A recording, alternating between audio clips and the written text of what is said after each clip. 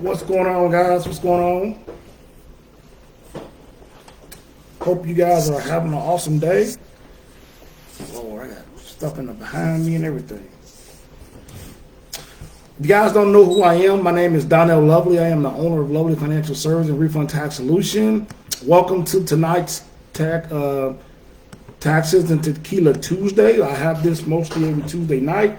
And tonight, I got some coconut Patriot Bay rum. Remind me of going back to the islands, right? So, guys, if you're new to me, you don't know who I am. Again, my name is Doniel Lovely. I am the owner of Refund Tax Solution and Lovely Financial Services. Why help small business owners increase their revenue, decrease their tax liability, as well as understand how to properly structure their business to save the least amount of taxes. All right. So, guys, if you're following me on the replay, I want you to put replay in the chat box. If you can hear me live, I want you to hit live in the chat box. All right. So, guys, want to wait till a couple more people try to join me so I can actually talk to you guys about some new stuff that I just doing. Not new, it's just more clarification. Today is the 15th of the month, and according to the IRS, it's the PATH Act Day. And what the PATH Act means is that in 2017, Congress passed the PATH Act, that's called Protect Americans from Tax Hike Act. Meaning, before that time, the IRS was issuing refunds as early as mostly like the end of January, but to prevent a lot of frauds and prevent a lot of lost revenue from the internal revenue in the government, Congress put a law in the past that says no one can the IRS cannot issue any refunds that has effective with a child tax credit, the American Opportunity Credit, and the Earned Income Credit before February 15th. That law went into effect in 2017 and 2018. And now every year from there forward, that you only the IRS can only issue refunds for those amounts during those times, right? So today is officially the day that the IRS can start issuing these types of refunds to taxpayers because of the PATH Act. Now, doesn't mean that everybody's going to be getting their stuff on the same day, but it just give you the guidelines of when these refunds are actually starting the process. And in order for the refunds to start the process, a couple things may happen, right? Your documents must be accurate, and it must go through the proper processes when it's actually when you actually have filed them, and you can actually check the status of your refund on the IRS website. irs.gov/where's my refund. You're going to put your name, your social, you're going to put your filing status, and you're going to put the total amount of your effective refund amount. So when you file your taxes, you should have the filing status, not your marriage status, but your filing status, whether it's married filing jointly, married filing separately, had a household, widower, single, either one of those, you actually have to put it in that box. Then you're going to actually put the total amount of your expected refunds before any type of fees, any type of loan payments, anything like that comes back. You'll see that on your 1040 form that's going to show you what your refund amount is going to be. You put that inside that particular box, and then you hit next, and it should show you some bars, or it should show you some kind of message that's saying, hey, we received your refund, we're processing it, or if you're early, you got to give them 24 to 48 hours before you can process. Now, I've been seeing a lot of taxpayers still having issues with that trying to find out the refund, or when has it been approved, has it been accepted, where they are at in the process. And what we found out was that, you still have to be able to allow the IRS to be able to process those. And sometimes it may be a systematic error, or sometimes it may be an error that you're not picking the right filing status. Not the marital status, but the filing status. And in order to be able to pick the proper filing status, is you need to see exactly what you filed on as a result of what is on your return. So if you're a married person, you should be filing married filing jointly or married filing separately. That should be on there. If you're a single individual with dependents, and you qualify for that, you should have a head of household status or a single status showing on your refund, on your paperwork that you filed, saying what your status is. I have quite a few clients that has put the wrong status, and so they wouldn't be able to find out that when those refunds, the refunds amounts were in. The IRS is now starting to processing those returns. I have seen that they are also adjusting returns because of a couple of different new laws that was passed. Back in 2020, we had the COVID stimulus package. We also had the child tax credit that was advanced. Those forms called 6419 was issued at the end of January to be able to be presented and reconciled on the 2021 return. What that means is they're advancing you a certain amount based on the number of children that you have, and you're supposed to be able to take that form and file it on your taxes so it can reconcile, so it can match up. It's going to take the money away from you that you got from the child tax credit, but then you're going to receive the difference. So, for instance, if you got paid $300 per month for 6 months, that's $1,800, right?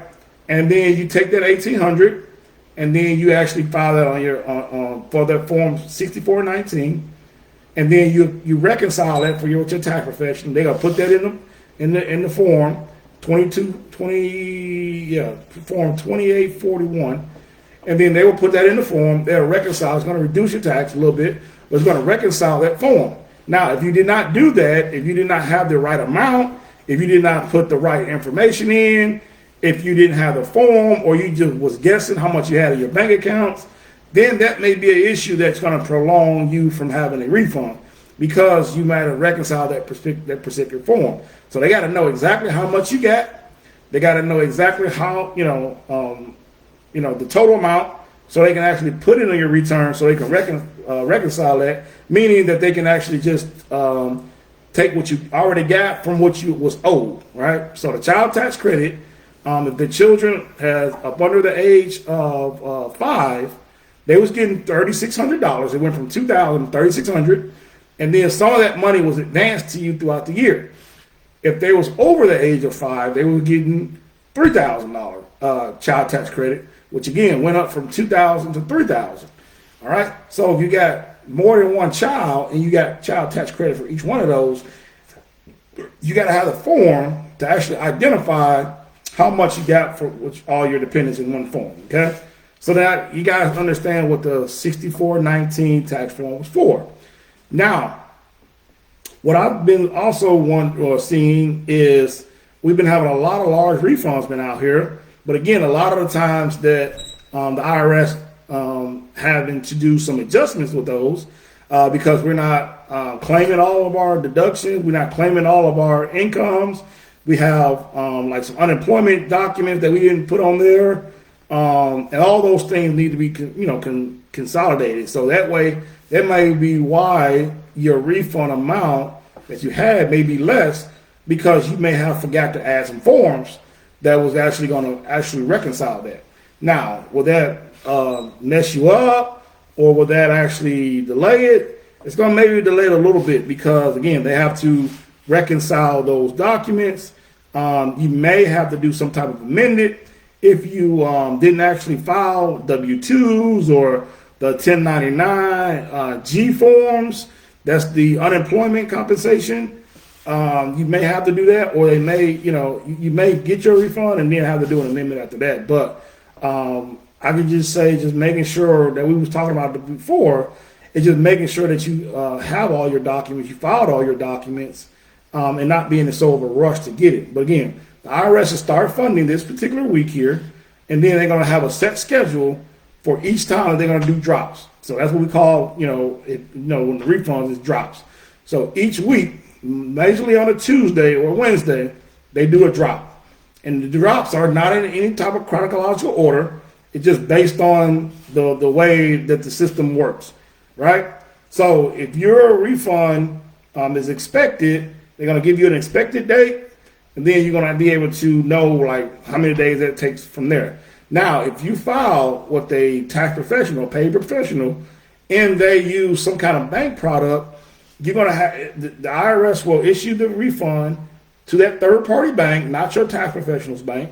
Then the tax professional, then the bank will aggregate the money, take their fees out, and then send you the difference. Okay, so that's kind of how those things work from that perspective, right? So you go to your tax professional, you don't pay the fee up front. You say, hey, I want to get taken out of my refund. Okay, then they partner with a third-party bank, and then what that bank does is when they get the money from the IRS on your behalf, they take the fees out, and then they send you the rest, either direct deposit, a card, or check, or however you wanted to have your stuff dispersed.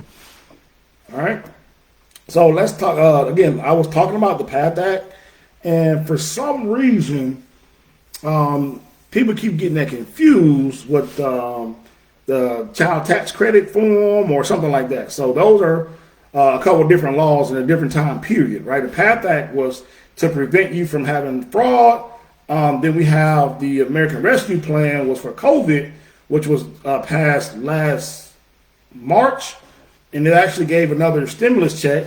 And when they gave another stimulus check, it was actually based on your form. Now, I also have people that have not received stimulus check, and I wanted to talk about that as well. If you did not receive your third stimulus check, then you'll be able to claim that on your return. Up under, it's called a recovery rebate credit. And then you're going to actually put that information in, and you're going to actually receive your stimulus check through your refund. So they're not really issuing out those stimulus anymore. You're going to have to claim those on your return for this year, and then they will issue you that when you be able to when they actually issue your tax return refund. Okay? Yeah, so that's some of the things that I have as well. How's everybody doing out there? I like this little thing. I normally have some tequila, but I'm gonna sip on this for a little while, and then I don't really like drinking like that, but give me a little squig or something. Let me see here. Tastes like a little pineapple.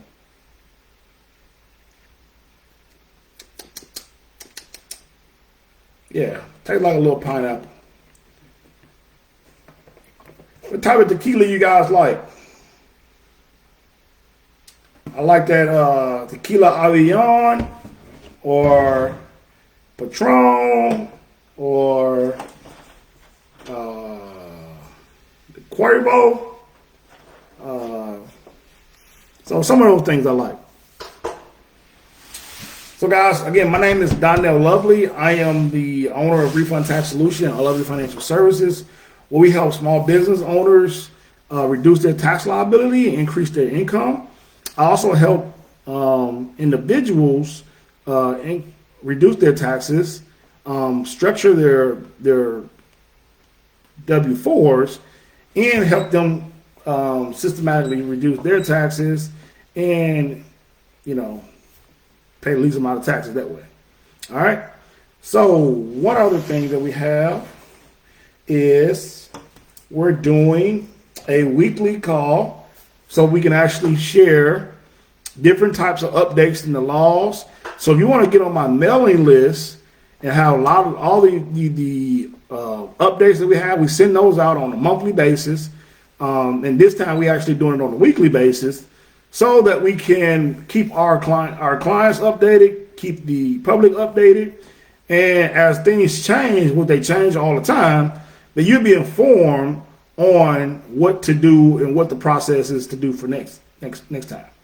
All right. So I'm going to put a link below, and you can actually join my mailing list. You can get the weekly updates. You can know when I'm going live. You can kind of share and connect with me, and you can ask some questions, right? So I wanted to know any questions you got. Put it in a comment. I answer those. Again, if you're catching this on the replay, I want you to go ahead and put replay on the chat box as well, so I can understand if the information is being helpful for you.